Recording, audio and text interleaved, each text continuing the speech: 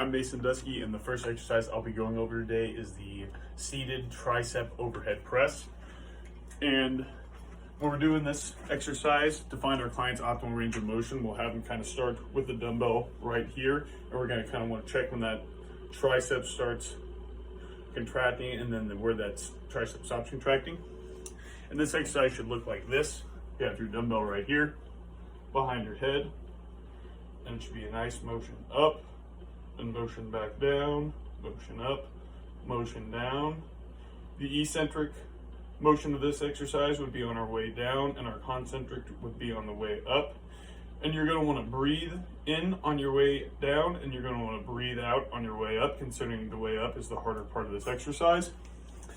And as the trainer in this position, you should want to have your client seated this way, facing the mirror, and you kind of want to stand behind them. Obviously, you're going to want to hand them the dumbbell for safety, and you should be able to spot them from behind. See if they fail, you can grab the dumbbell away from them, or if they need a little push up, you can push up on that dumbbell.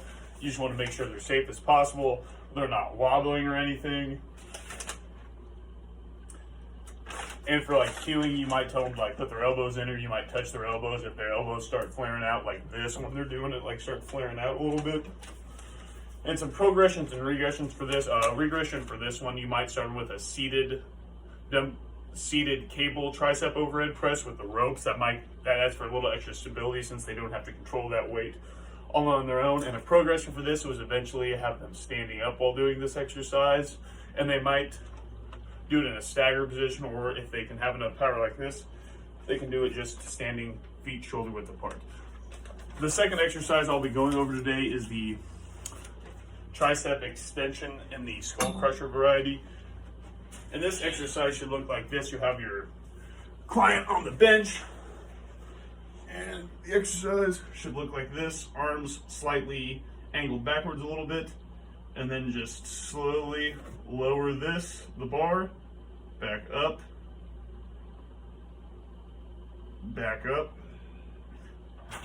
and the concentric motion for this exercise would be on our way up, and the eccentric would be on the way down. And we're going to want to breathe in on our way down and then breathe out on our way up. And as the trainer in this position, you're going to kind of want to kneel by the bench beside them a little bit, making sure you don't want to be directly behind them, but you want to be kind of the side so you can check their motion and cue them, like maybe push their elbows in a little bit if they're kind of flaring out, or tell them to fire back up once they hit where they need to be. And some progressions and regressions for the skull crusher with the easy curl bar. Regression was if they're kind of having problems with stability laying on the bench, you might have them start out on the floor, as they won't probably wobble near as much. And a progression for this was eventually maybe getting them to be able to do it at a decline level on a bench, which is going to make it a little more difficult.